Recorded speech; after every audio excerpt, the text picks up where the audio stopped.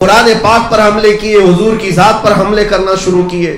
یہ وہی لوگ ہیں جو زر خرید ہیں، بکے ہوئے ہیں، ان کے ناموں پر کبھی نہ جائیں.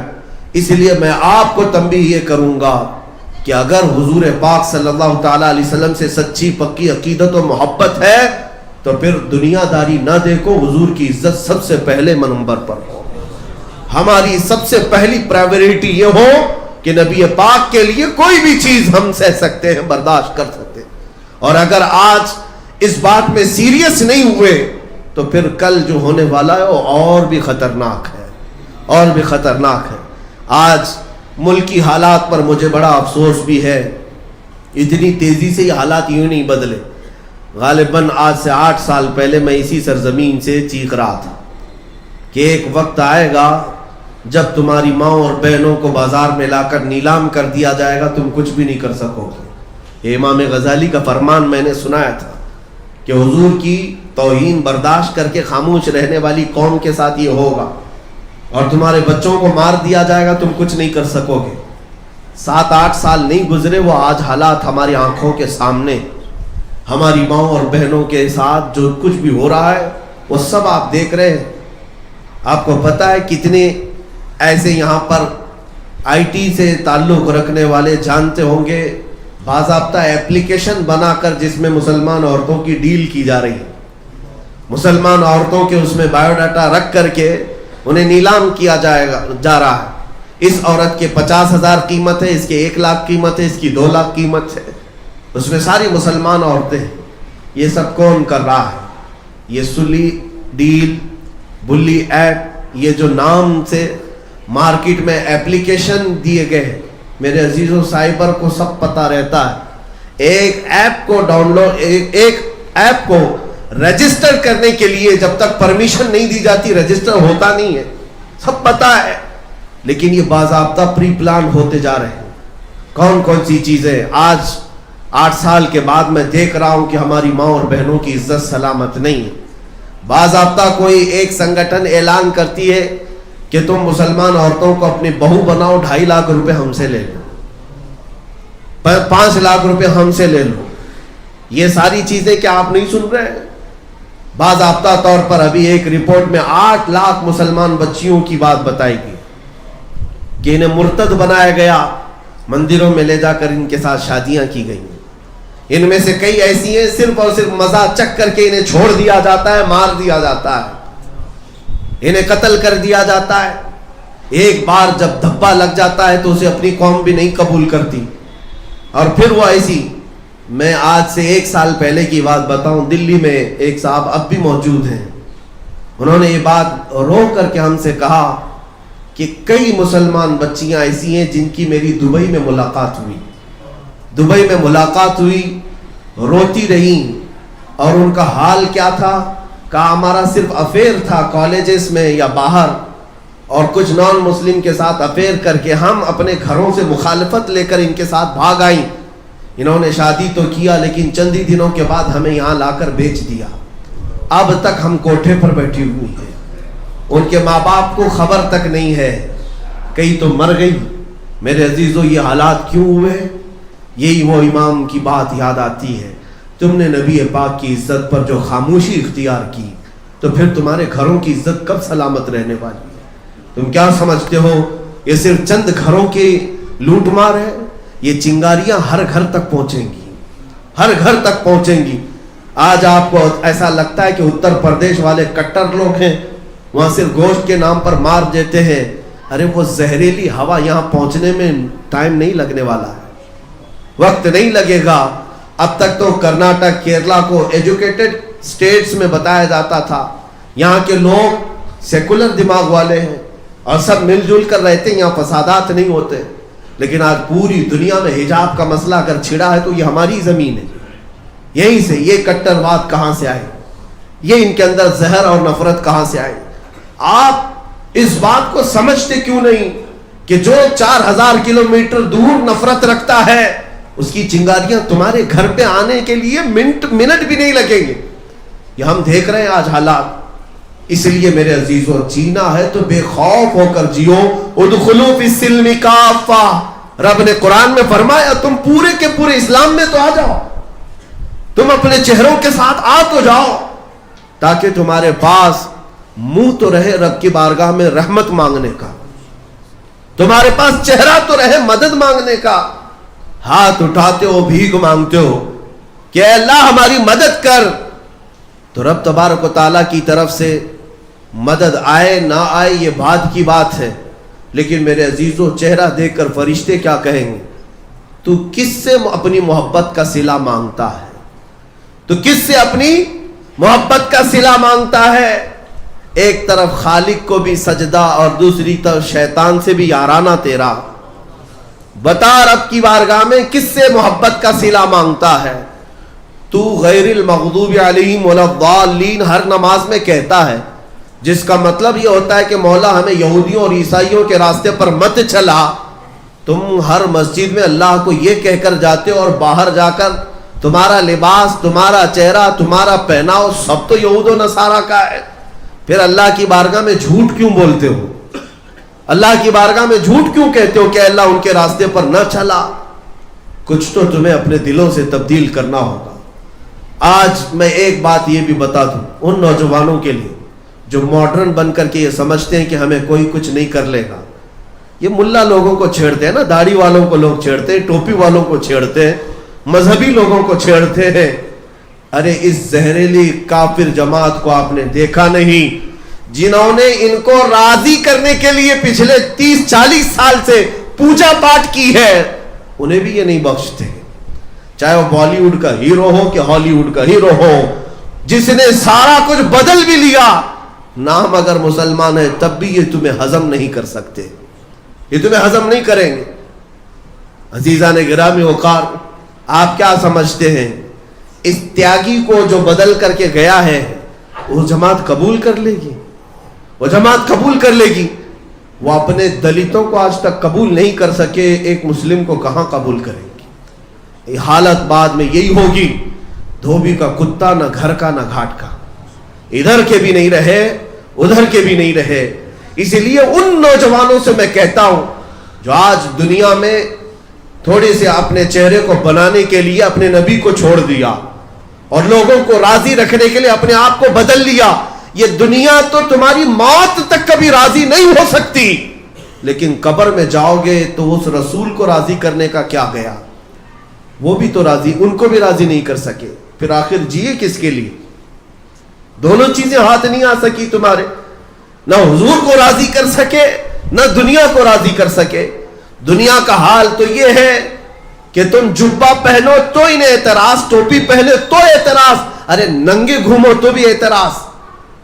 کبھی تم سے یہ راضی ہو ہی نہیں سکی. مسلمان بچیاں اگر یہ سمجھتی ہیں کہ حجاب پہننے سے ان کو تکلیف ہے, اٹھا دیتے, نکال دیتے حجاب.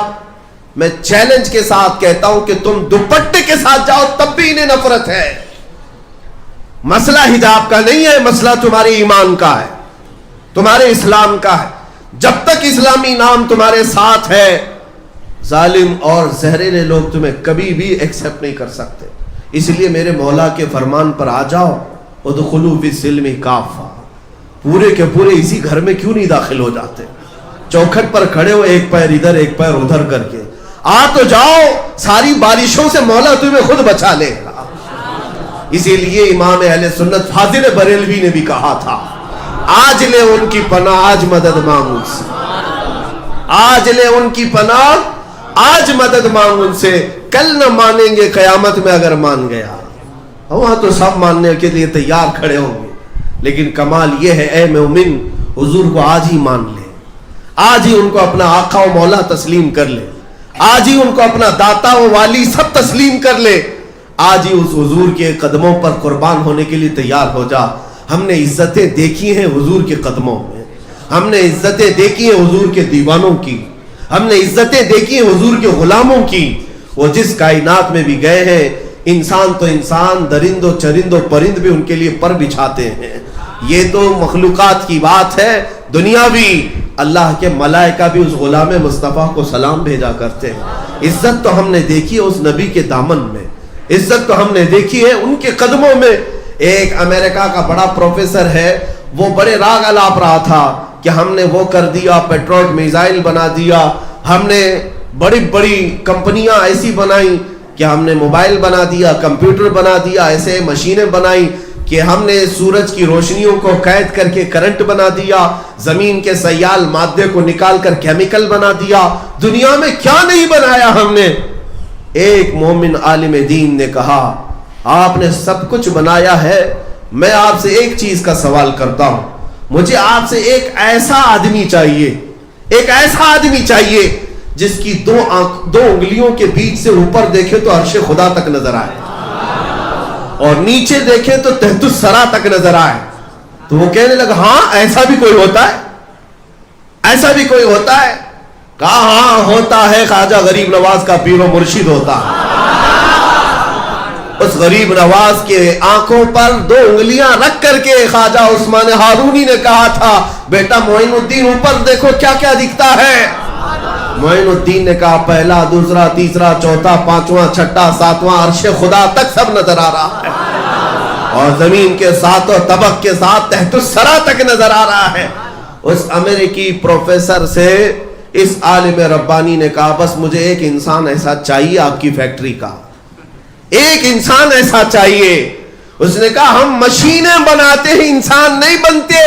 کہا پھر انسان کہاں بنتے ہیں؟ وہ صرف گنبد خضرا کی چھاؤں میں بنتے ہیں. انسان جو بنتے ہیں وہ گنبد خضرا کی چھاؤں میں بنتے ہیں. ٹوٹی چٹائی پر بھی بیٹھے تو لوح محفوظ کا مطالعہ کرتے ہیں. یہ صرف اور صرف یہاں ہوتا ہے.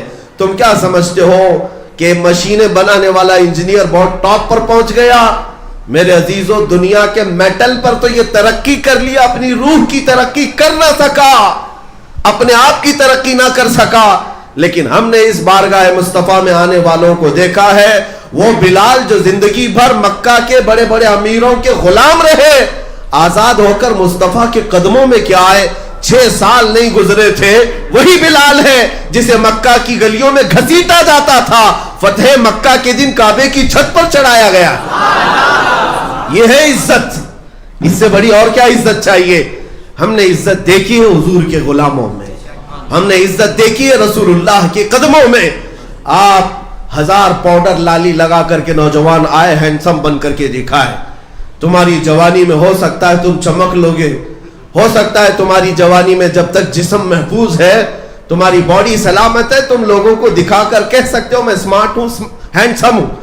عمر ڈھلنے دو, تھوڑی عمر جائے گی, چہرے پر جھریاں, کمر ٹیڑھی ہو جائے, بالوں میں سفیدی آئے, آنکھوں کی بینائی کم, دانت ہلنے لگے, دنیا تو چھوڑو دیکھنا ہی چھوڑ دے گی. تم خود اپنا آئینے میں منہ دیکھنا چھوڑ دو, تمہیں خود اچھا نہیں لگے گا میں کیسا تھا اب کیسا ہو گیا. دنیا تو چھوٹ ہی جاتی ہے, اچھے اچھوں کو دنیا چھوڑتی ہے. یہ دنیا حسن کی پیروکار ہے اگر, تو جب تک حسن ہے دیکھتی ہے, گیا حسن تو سب ختم. نہ جوانی میں لڑکیاں نہ جوانی میں لڑکے جو عروج پر تھے وہ بڑھاپے میں کوئی مقام نہیں رکھتے, ان کی کوئی عزت باقی نہیں رہتی. اب ان کے ارد گرد وہ جھمیلے نہیں ہوتے, سب ختم ہو چکا ہوتا ہے. اس لیے کہ دنیا میں انہوں نے اپنی عزت تلاش کی تھی, تو جب تک تھی دنیا عزت مل رہی تھی. لیکن جنہوں نے رسول اللہ کے قدموں میں عزت ڈھونڈی, حضور پاک کے قدموں میں جنہوں نے عزت ڈھونڈی, میرے عزیزو ہم نے دیکھا ہے ان غلاموں کی اگر عمر 70-80 سال کی بھی ہو جائے, 70-80 سال کی بھی ہو جائے, ایک عالم ربانی کی عزت میں اور خوبصورتی میں کوئی کمی نہیں آتی, کوئی کمی نہیں آتی. ہم نے اپنے مرشد حضور تاج الشریعہ کو دیکھا, میرے عزیزوں جن کی عمر 75 سال کی ہو گئی. آج حضور شیخ الاسلام مدنی میاں صاحب موجود ہیں, ادام اللہ اطبانو, اللہ اور لمبی عمر کرے. محدث کبیر علامہ ضیاء المصطفیٰ صاحب موجود ہیں, ان کی عمریں اب 80 کو کراس کر چکی, 80 کو کراس کر چکی. میں نے دیکھا ہے انہیں اگر سب سے زیادہ کوئی دیکھتا ہے تو وہ سب سے زیادہ نوجوان طبقہ دیکھتا ہے. اے نوجوانوں میں تم سے پوچھتا ہوں, یہ بوڑھے کیا تمہیں خوبصورت لگتے ہیں؟ ان کے دلوں سے پوچھو, یہ خود بتائیں گے. ہزاروں کا حسن ایک طرف, اس مرشد کا حسن اپنی طرف. اس لیے کہ انہیں جو حسن ملا ہے وہ دنیا سے نہیں, وہ حضور کے قدموں سے ملا ہے. یہ عزت نہ کم ہوتی ہے اور نہ گھٹتی ہے, بلکہ ہر عمر کے بعد بڑھتی ہی جاتی ہے. یہاں ہوتا ایسا ہے کہ ریٹائرمنٹ ملتی ہے دنیا میں 60 سال کے بعد آپ گھر بیٹھو، اس لیے کہ آپ دماغ سٹیا جائے گا، الٹے سیدھے فیصلے کرو گے. بہت زیادہ بوڑھے ہو گئے تو ان کو لوگ پوچھنا چھوڑ دیتے، ارے میاں بوڑھا ہو گیا، پگلا گیا، سٹیا گیا، کیا کیا باتیں کرتا ہے. یہ دنیا کے حالات ہیں. لیکن میں دین کی بات بتاؤں، حضور کے غلاموں میں جو جتنا بوڑھا ہوتا ہے اسی سے فیصلے کرائے جاتے ہیں. جتنا بوڑھا ہوگا اتنے ہمارے اکابرین میں سے ہوگا، جتنی عمر والا ہوگا اتنے ہی زیادہ اس کے مقامات بڑھتے چلے جاتے ہیں. لیکن بحمدہ تعالی حضور کے غلاموں میں ایک کو بھی میں نے پاگل ہو کر مرتے ہوئے کبھی نہیں دیکھا، پاگل ہو کر مرتے ہوئے نہیں دیکھا. اعلیٰ حضرت فاضل بریلوی رضی اللہ تعالیٰ 25 صفر کا دن ہے جس دن ان کا انتقال ہو رہا ہے. وہ کئی دن سے نزع کے عالم میں تھے، وہ نزع کے عالم میں تھے. سکرات کسے کہتے پتہ ہے؟ باپ بیٹے کو نہیں پہچانتا، بیوی کو نہیں پہچانتا، سکرات اسے کہتے ہیں. جمعہ کا دن ہے، 2:38 پر آپ کا انتقال ہوا، مشہور ہے. لیکن اسی دن کی بات ان کے شاگرد صدر الشریعہ کہتے ہیں. اعلیٰ حضرت کے شاگرد ہیں حکیم امجد علی خان رحمۃ اللہ علیہ، کہتے ہیں میں دارالافتاء میں فتویٰ لکھ رہا تھا، مجھے ایک عبارت نہیں مل رہی تھی کس کتاب میں، ریفرنس مجھے چاہیے تھا. لیکن اعلیٰ حضرت بیمار تھے، کئی دنوں سے بیمار تھے. لیکن میرے بس کا بھی کام نہیں تھا، لائبریری ڈھونڈ ڈھونڈ کر تھک گیا، مجھے مل نہیں رہی تھی. سوچا کہ ایک بار زحمت دے دوں. آئے، یہ 12 بجے یا 11 بجے کا وقت تھا جمعہ کا، اذان سے پہلے کی بات ہے. اندر آئے تو عورتیں موجود تھیں، عورتوں کو گھر میں بھیجا گیا. اعلیٰ حضرت سے کہا گیا آپ کے شاگرد صدر الشریعہ آئے. اعلیٰ حضرت نے انہیں آنے کی اجازت دی. کہا مولانا کیسے آئے؟ کہا کہ حضور ایک فتویٰ لکھ رہا تھا اور اس میں ایک لائن مجھے نہیں مل رہی کس کتاب میں. اعلیٰ حضرت نے کہا جاؤ فتاوی شامی جلد نمبر 6 صفحہ نمبر اس پر یہ لکھی ہوئی. یہ وہ وقت ہے جسے سکرات کہتے ہیں، یہ وہ وقت ہے جسے نزع کہتے ہیں. صدر الشریعہ کہتے ہیں میں جلدی سے واپس آیا، دارالافتاء میں بیٹھ کر کے میں نے وہی کتاب اٹھائی جو ویلیوم، جو جلد نمبر آپ نے کہی، وہی صفحہ کھولا تو عین اسی لائن میں مجھے وہ عبارت مل گئی. میں فتویٰ کمپلیٹ کیا تھا کہ یہاں سے اعلان ہونے لگا اعلیٰ حضرت کا انتقال ہو چکا ہے. میرے عزیزوں، یہ بات میں نے اس لیے عرض کی کہ دنیا کے اندر ہوس میں رہنے والوں کو ہم نے دیکھا، ان کے جانے کا وقت کیا ہوتا ہے، وہ اپنے عزیزوں کو بھول جاتے ہیں، وہ اپنوں کو نہیں پہچان پاتے. لیکن جو رسول اللہ کے قدموں میں فنا ہو گیا، آخری سانس تک مولا اس کے دماغ کی بھی حفاظت کرتا ہے، اس کے عقل کی بھی حفاظت کرتا ہے، اس کے حسن کی بھی حفاظت کرتا ہے. اسی لیے ان کی مان لو، آج لے ان کی پناہ، آج مدد مانگ ان سے، کل نہ مانیں گے قیامت میں اگر مان گیا. اے مومنو، اتنا اپنی زندگی کا خاصہ بنا لو، انہیں جانا انہیں مانا، نہ رکھا غیر سے کام، للہ الحمد میں دنیا سے مسلمان گیا. آج کے ان حالات کا سب سے بڑا جو حل ہے وہ یہی ہے کہ حضور کے قدموں میں آ جاؤ. ادخلوا فی السلم کافہ، پورے کے پورے مسلمان تو ہو جاؤ. تم اپنے گھروں سے انقلاب شروع کرو. عورتوں کے حجاب کے لیے آج جو آوازیں اٹھائی جا رہی، ان درندوں کو ضرورت کس بات کی کہ ہم جو پہنے تمہیں کیا فرق پڑتا ہے؟ تم ننگے بھی رہتے ہو تو ہم کہاں کہنے جاتے ہیں؟ تم کیا کہتے ہو، کیا کھاتے ہو، کیا پیتے ہو؟ ہم نے کبھی کہا؟ کبھی کسی نے پیشاب پی لیا، گوبر کھا لیا، ہمیں کچھ فرق نہیں پڑتا. ہمیں کیا فرق پڑتا ہے؟ آزاد ملک ہے، تم جو کھانا چاہو، جو پینا چاہو کہو. لیکن ان درندوں کو تکلیف ہر مسلمان سے ہوتی ہے. تم گوشت نہیں کھا سکتے، تم ٹوپی نہیں پہن سکتے، تم داڑھی نہیں رکھ سکتے، تم دوپٹہ نہیں اوڑھ سکتی، وہ حجاب نہیں پہن سکتی. ایک ٹیچر لب پہ آتی ہے، دعا نہیں پڑھ سکتا. ایک مسجد کا امام تنہا سفر نہیں کر سکتا. حالات ابھی گجرات میں ایسے ہیں کہ ایک صاحب ہمارے ساتھ رہتے ہو، کہتے ہیں میں گاؤں میں گیا تو پورے گاؤں والوں نے گھیر کر کہا آپ سے خرید و فروخت ہمارے لیے جائز نہیں، ہمارے مکھیا نے اعلان کر دیا مسلمان سے خرید و فروخت نہیں ہو سکتی. یہ زہر ہے، یہ زہر ہے. میرے عزیزوں، انہیں قرآن پسند نہیں، انہیں رب ذوالجلال کے نام پسند نہیں، حضور پاک کا نام پسند نہیں، ہر چیز ہماری ناپسند ہے. تو پھر تم کس کے پیچھے لگے ہوئے؟ قیامت کے دن اللہ کی بارگاہ میں جواب دینا ہوگا. جو قوم دشمنی میں تل رہی تھی، تم اس کو راضی کرنے کے لیے آگے پیچھے گھوم رہے تھے. اے مسلمانوں، آج اگر کسی کو راضی کرنا ہے تو وہ مولا کو راضی کر لو، وہ صرف ایک سجدے میں راضی ہوتا ہے۔ اس رسول کو راضی کر لو جو ایک درود میں راضی ہوتا ہے، اور اس دنیا پر پوری طاقت بھی جھونکو، یہ نہیں راضی ہوگی تم سے، یہ راضی نہیں ہوگی۔ حجاب کے مسئلے کو آپ یہ سمجھ رہے پروٹیسٹ کرنے سے ختم ہو جائے گا، ہم اپنی طاقت دکھائیں گے؟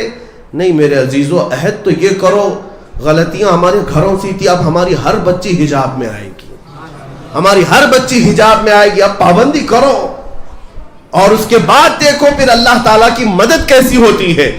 ایک بار جب تمہیں حکم دیا مولا نے کہ اس طرح سے تم ڈھل جاؤ میرے نبی کے اخلاق میں، پھر ہوگا کیا؟ کفر دم توڑ دے گا ٹوٹی ہوئی شمشیر کے ساتھ، کفر دم توڑ دے گا ٹوٹی ہوئی شمشیر کے ساتھ، گر تم نکل آؤ ایک بار نعرہ تکبیر کے ساتھ۔ بس اتنی ضرورت ہے، تم صرف ایک نعرہ بھی لگاؤ تو کئی لوگوں کے چولہے ہل جائیں، کئی لوگوں کے تخت ہلنے لگیں، لیکن اس نعرے کی بات کر رہا ہوں میں جو ایمان کے ساتھ نکلے، جو رسول پاک کی محبت میں نکلے، جو اخلاص کے ساتھ نکلے۔ ہم نے آج بھی دیکھا ہے ایک صدائے اللہ اکبر میں اتنی طاقت ہے کہ مولا اگر چاہے تو پوری دنیا کے لوگوں کے دلوں میں بزدلی کو ختم فرما دے۔ اس رب ذوالجلال کے نام میں وہ پاور ہے کہ ایک بھی تم ہو اگر صرف یہی تو بات تھی ہم دیکھ رہے ہیں۔ رب ذوالجلال کے نام ہی کی تو برکت ہے کہ 40 کتے بھی میری ایک بہن کا کچھ نہ کر سکے۔ ارے وہ کراٹے مین نہیں تھی، کراٹے وومن نہیں تھی، اور نہ ہی جو ہے طاقت بنائی ہوئی کوئی خاتون تھی۔ ہاں ہمارے پاس جو طاقت ہے وہ اللہ اکبر کی طاقت، ہمارے پاس جو طاقت ہے۔ جنگ یرموک میں جانتے ہو حضرت ابوبکر صدیق نے کیا نعرہ لگوایا تھا؟ کہا تھا کہ اپنوں اور غیروں کو پہچاننے کے لیے ایک ہی نعرہ، یا محمد یا رسول اللہ۔ اس میں طاقت اتنی طاقت تھی کہ غیروں کے چولہے ہلتے تھے۔ لیکن یہ کب ہو؟ جب ایمان کے ساتھ ہو، جب اخلاص کے ساتھ ہو۔ آج تم بدل لو کہ میرے کان اب یہ فلمی نغموں کے، آوارہ گردی کے گانوں کے پیروکار نہ ہوں گے۔ میں سو جاؤں گا یا مصطفیٰ کہتے کہتے، میں اٹھوں گا صلی علی کہتے کہتے، میری زندگی میں تبدیلی آ جائے، انقلاب آ جائے۔ آج سے میں قرآن پڑھ کر کے سوؤں یا قرآن سن کر کے سوؤں گا، اٹھوں گا تو میرے کانوں میں نغمے رب ذوالجلال کے گنگنائے جا رہے ہوں، حضور پاک کی محبت میں جیوں گا، اور دنیا سے جاؤں گا بھی تو حضور پاک کی محبت میں جاؤں گا۔ یہ عہد کرو میرے عزیزوں، پھر انشاءاللہ اللہ کی مدد بہت قریب ہے، بہت قریب ہے۔ ایک بشارت دے کر جاتا ہوں، آخری میری بات، خوشخبری بھی یہ دے کر جاتا ہوں۔ حالات خراب ہوں گے، اور حالات خراب ہوں گے، یہ زہر بھرے گا، اس لیے کہ ہمارے اللہ تبارک و تعالیٰ کا ایک قانون ہے کہ جب کچرا اور اچھی چیزیں مل جائیں تو انہیں چھانٹنے کے لیے مولا تعالیٰ سختیاں نازل کرتا ہے۔ منافقین کا کچرا نکل جائے گا اور پیوریٹی والے، ایمان والے باقی رہ جائیں گے، مخلصین باقی رہیں گے۔ تم ثابت قدم رہنا، میری یہ بشارت سن کر کے جاؤ۔ یہ حالات کی جو تبدیلی ہے وہ یوں ہی نہیں، وہ امام مہدی کے ظہور کی علامت، وہ امام مہدی کے ظہور کی علامت یہ ہے۔ پوری دنیا میں جو حالات بدلے ہوئے ہیں وہ یوں ہی نہیں، وہ امام مہدی کے ظہور کی علامات ہے۔ ہم نے مکہ سے، مدینے سے، بغداد سے، ہر علاقے سے بدلتے ہوئے حالات کو دیکھا ہے۔ اب پھر ہمارا یہ وجدان کہتا ہے وہ وقت آنے والا ہے جب افریقہ کی سرزمین ہو، امریکہ کی سرزمین ہو، ہندوستان کا کوئی چپا ہو، یہاں سے اگر کوئی آواز گونجے گی تو اللہ اکبر کی گونج، اور اگر کوئی نعرہ ہوگا تو لبیک یا رسول اللہ بھی ہوگا۔ اے اللہ کے رسول ہم حاضر ہیں، اے اللہ کے رسول ہم حاضر ہیں۔ دیکھنا چند دنوں کے بعد انقلاب آئے گا، لیکن شرط اتنی ہے کہ خوف کو نکالو، ڈر کو نکالو، اس لیے کہ تمہارا تعلق کسی چور قوم سے نہیں ہے، تمہارا تعلق کسی گنہگار قوم سے نہیں ہے۔ فخر سے کہو کل بھی میں حضور کا غلام تھا، آج بھی میں غلام ہوں، اپنا سب کچھ گنبد خضرا کل بھی تھا اور آج بھی ہے، میرے نبی سے میرا رشتہ، اور بتلا دو گستاخ نبی کو غیرت سنی زندہ ہے، ان کے نام پہ مر مٹنے کا جذبہ کل بھی تھا اور وآخر دعوانا الحمدللہ۔